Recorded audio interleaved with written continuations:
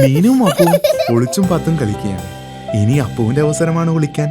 മീനു എണ്ണിക്കഴിയുന്നതിന് മുമ്പ് അപ്പു എവിടെയെങ്കിലും വിളിക്കണം.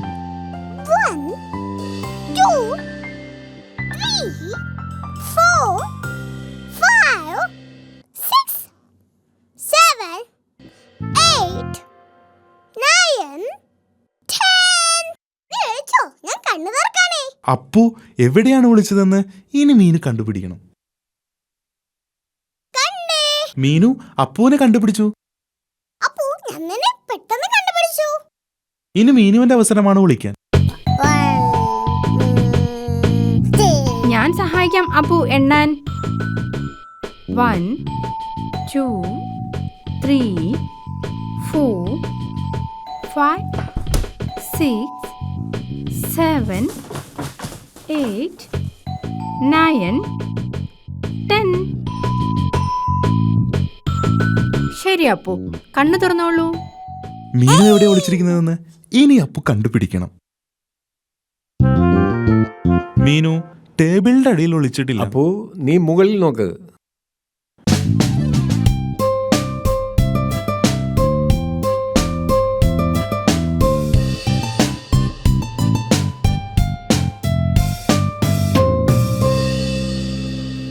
മീനു കട്ടിലിന്റെ അടിയിലും ഇല്ലല്ലോ. അതെന്താ ഒരു ശബ്ദം കേൾക്കുന്നത്? മീനു കർട്ടന്റെ അടിയിലുമില്ല. മീനു വാതിലിന്റെ അടിയിലും ഇല്ലല്ലോ. ആ ശബ്ദം വീണ്ടും കേൾക്കുന്നുണ്ടല്ലോ. അതെന്തായിരിക്കും?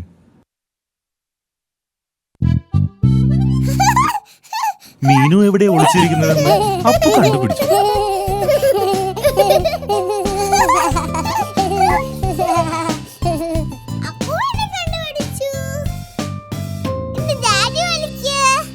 നമുക്ക് അപ്പുവിനും ഒരവസരം കൊടുക്കാം.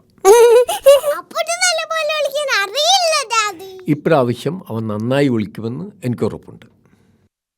1, 2, 3, 4. അയ്യോ കഷ്ടം, മീനു അപ്പുവിനെ കണ്ടുപിടിക്കും. 7, അപ്പു ഇങ്ങോട്ട് വാ. 9, 10. വിളിച്ചോ?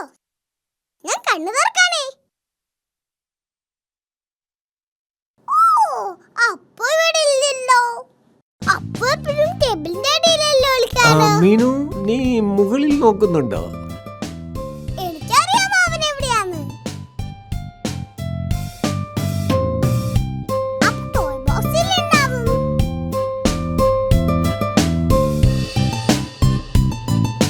അപ്പു ടോയ് ബോക്സിലും ഇല്ല. അവൻ എവിടെയായിരിക്കും? മീനുവിന് അപ്പുവിനെ ഒരിടത്തും കണ്ടുപിടിക്കാൻ കഴിഞ്ഞില്ല. അപ്പു എവിടെയാന്ന് കണ്ടെത്താനായില്ലേ ഡാഡി? ഓ, അവൻ എവിടെയായിരിക്കും? അപ്പുവിനെ കുറിച്ച് എന്തൊക്കെയോ ന്യൂസ് പേപ്പറിലുണ്ട്.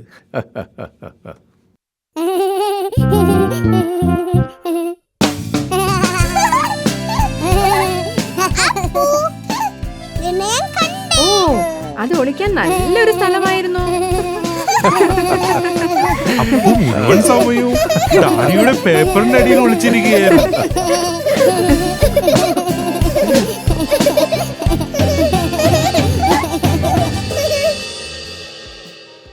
കൂട്ടുകാരെ, മീനും അപ്പും ഒളിച്ചും പാത്തും കളിച്ചത് കൂട്ടുകാർക്ക് ഇഷ്ടമായോ? ഡാഡിക്കും മാമിക്കും ഒരേപോലെ മ്യൂസിക്കൽ ഇൻസ്ട്രുമെന്റ്സ് കിട്ടി. അതെന്താണെന്ന് നമുക്കൊന്ന് കാണാം.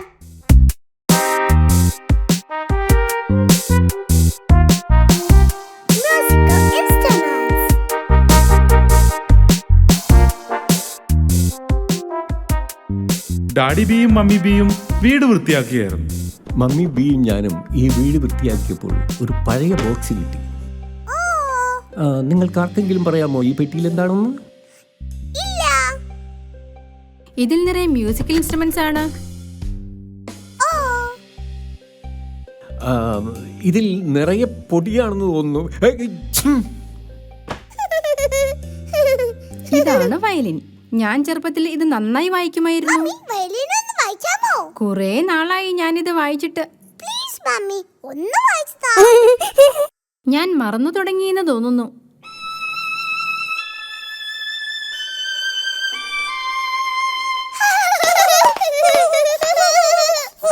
എനിക്കിതാ വായിക്കാൻ. മീനു ഇത് ഇങ്ങനെ പിടിക്കണം. ഓ ഡിയർ, നീ വായിച്ചത് നന്നായില്ലല്ലോ. അപ്പുവിനും വയലിൻ വായിക്കണമെന്ന് തോന്നി. ഇതെങ്ങനെ പിടിക്കണം?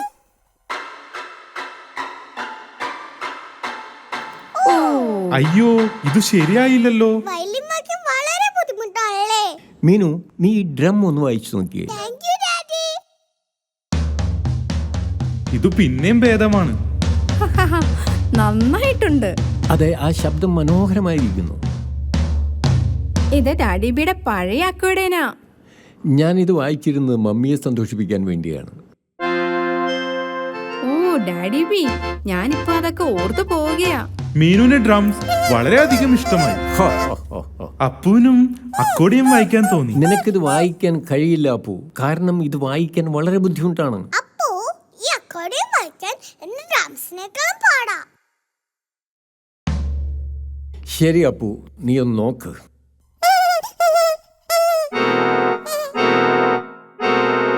അക്കോഡിയം വായിക്കാൻ മാത്രം അപ്പു അത്ര വലുതല്ല. ഡാഡി, ഇനി എന്തൊക്കെ ഇൻസ്ട്രുമെന്റ്സ് ഈ പെട്ടിയിലുണ്ട്? ഇനി ഈ ഹോൺ മാത്രമേ ഉള്ളൂ. ഞാൻ നോക്കട്ടെ. ഇത് വായിക്കാൻ വളരെ ബുദ്ധിമുട്ടാണ്. അത് വായിച്ചത് ശരിയായില്ല. ഇത് സാരമല്ല ഡാഡി. ഇത് കണ്ടിട്ട് എനിക്ക് വായിക്കാൻ കഴിയുമെന്ന് തോന്നുന്നു. അത് ഒട്ടും ശരിയായില്ലല്ലോ. ഇത് എനിക്ക് മാത്രമേ വായിക്കാൻ പറ്റൂ.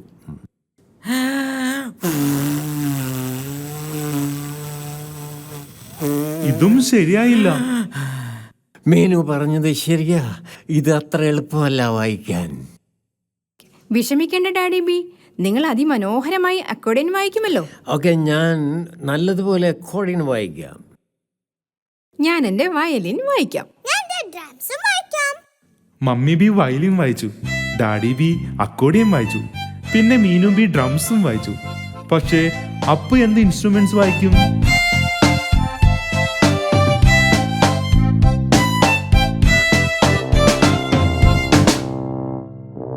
അപ്പു പോയി ഹോൺ വായിച്ചു. ഡാഡിക്കും വായിക്കാൻ കഴിഞ്ഞില്ല, മമ്മിക്കും വായിക്കാൻ കഴിഞ്ഞില്ല, പിന്നെ എനിക്കും വായിക്കാൻ കഴിഞ്ഞില്ല. പക്ഷേ അത് അപ്പൂന് വായിക്കാം.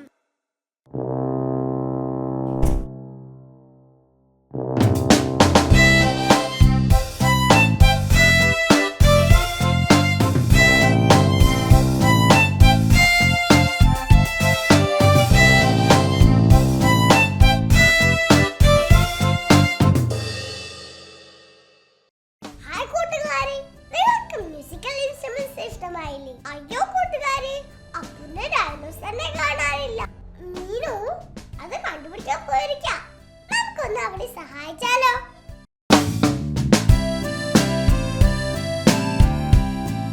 Mister dinosaur is lost. അപ്പുവിന്റെ പ്രിയപ്പെട്ട കളിപ്പാട്ടമാണ് ഡൈനോസർ. ഡൈനോസർ. അപ്പുവിന് ഡൈനോസറെ വലിയ ഇഷ്ടമാണ്. ചില സമയത്ത് അപ്പുവിന് ഡൈനോസറെ വെച്ച് മീനുവിനെ പേടിപ്പിക്കാൻ ഇഷ്ടമാണ്. ഭക്ഷണം കഴിക്കുന്ന സമയത്തും ഡൈനോസർ അപ്പുവിന്റെ അടുത്ത് തന്നെ ഇരിക്കും. ആരാ ശബ്ദം ഉണ്ടാക്കിയത്? അപ്പു, നീയാണോ? Dinosaur. Good night Meenu. Good night Appu. Good night dinosaur. Appu ഉറങ്ങാൻ പോകുമ്പോഴും ഡൈനോസർ അപ്പുവിന്റെ കൂടെ ഉണ്ടാകും. ഡൈനോസർ.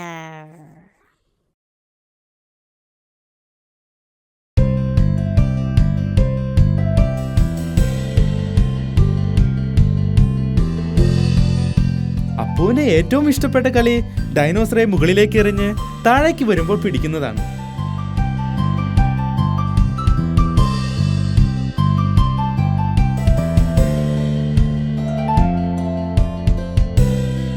മീനു ബിയും ഡാഡി ബിയും പാമ്പും കോണിയും കളിക്കുകയാണ്. ഏയ്, ഞാൻ ജയിച്ചു. ഓ, വെൽ ഡൺ മീനു. അപ്പു, എന്തിനാ നീ കരയുന്നേ? ഡൈനോസർ. അപ്പു, എന്താ ഡൈനോസറിനെ കാണാനില്ലേ? അപ്പുവിന് ഡൈനോസറെ നഷ്ടമായി. കരയണ്ട അപ്പു, നമുക്ക് ഡിനോസറിനെ കണ്ടുപിടിക്കാം. അതൊരു ഡിറ്റക്റ്റീവിന്റെ ജോലിയാണ്. ഡാഡി, എന്തായി? ഡിറ്റക്റ്റീവ് എന്ന് പറഞ്ഞാൽ നഷ്ടപ്പെട്ട സാധനങ്ങളെ കണ്ടുപിടിച്ചു കൊടുക്കുന്നവനാണ്. ഞാൻ ഡിറ്റക്റ്റീവ് ആവാൻ പോകുകയാണ്. ഓക്കെ, ശരി. മീനു ഒരു ഡിറ്റക്റ്റീവാണ്. അപ്പു നല്ല ഡിറ്റക്റ്റീവാണ്. ഞാൻ നിന്നെ ഡൈനോസറിനെ കണ്ടുപിടിക്കാൻ സഹായിക്കാം. ഒരു ഡിറ്റക്റ്റീവ് നഷ്ടപ്പെട്ട സാധനത്തെക്കുറിച്ച് ചില ചോദ്യങ്ങളൊക്കെ ചോദിക്കും. അപ്പു നിന്റെ ഡൈനോസർ എവിടെ പോയി? അപ്പുവിന് അറിയില്ല ഡൈനോസർ എവിടെയാണെന്ന്. ഒരു ഡിറ്റക്റ്റീവ് സാധനങ്ങൾ കണ്ടുപിടിക്കാൻ നന്നായി പരിശ്രമിക്കണം. എനിക്കറിയാം അതെവിടെയാന്ന്. അപ്പോഴും ഡൈനോസറിന്റെ ഒപ്പമാണ് ഇരുന്ന് ഭക്ഷണം കഴിക്കുന്നത്. അതുകൊണ്ട് ഡൈനോസർ എവിടെ ഉണ്ടാകും? ഡൈനോസർ കിച്ചണിലില്ല. അപ്പോഴും ഡൈനോസറിന് കൊടുക്കാനാണ് ഒരുങ്ങുന്നത്.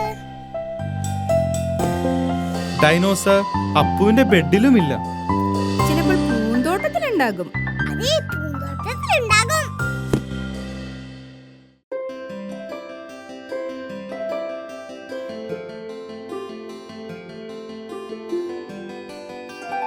എവിടെയാണ് ഡൈനോസർ?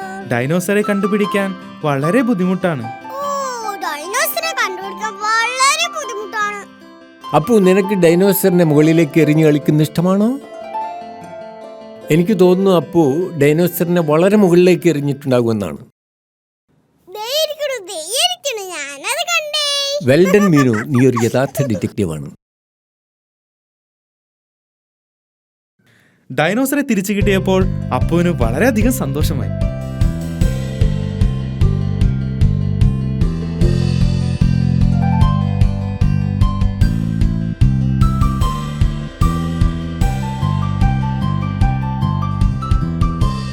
എനിക്ക് തോന്നുന്നത് ഡിനോസറിനെ മരത്തിലേക്ക് എറിയുന്നത് നല്ലൊരു കളിയാണെന്നാണ്.